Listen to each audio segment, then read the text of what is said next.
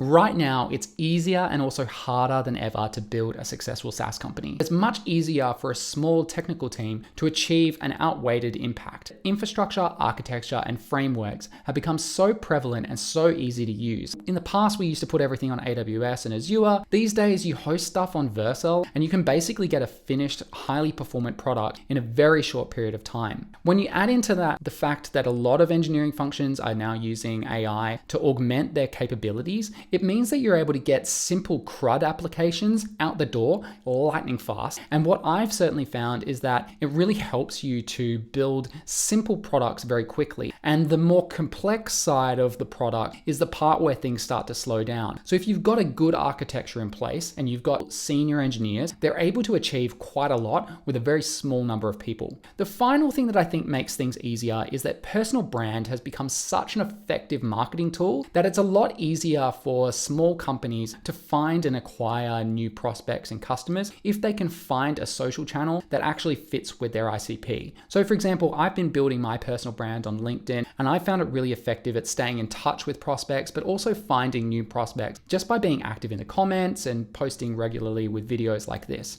And in the past, that wasn't really possible, particularly with B2B SaaS applications. And that brings me to why this is so much harder. The accessibility has made it a much more competitive environment. When we first started Howdy Go, there were maybe 10 or 15 competitors, and they were all split between HTML and CSS tools, which is what we do, and a product demo tool which just uses screenshots. The screenshot segment of the market has exploded. There are so many competitors, and we're now starting to see some of the more successful and more well-funded companies in the screenshot world start to try to build HTML and CSS tooling. You can no longer just put up a basic marketing website with a mailing list sign up and actually expect people to sign up and start paying you on day one.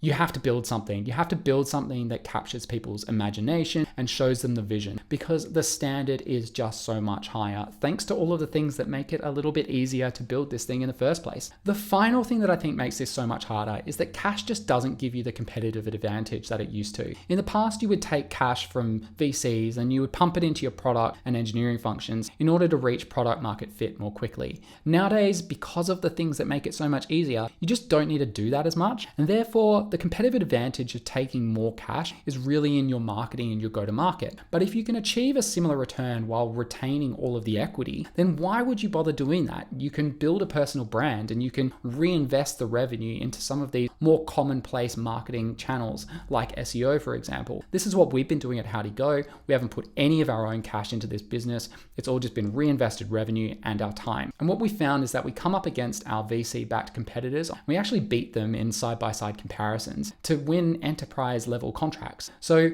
what are you doing with all that cash? If you found this interesting, give me a like or a comment below. I would love for you to follow me as well. I hope you have a great day. Cheers.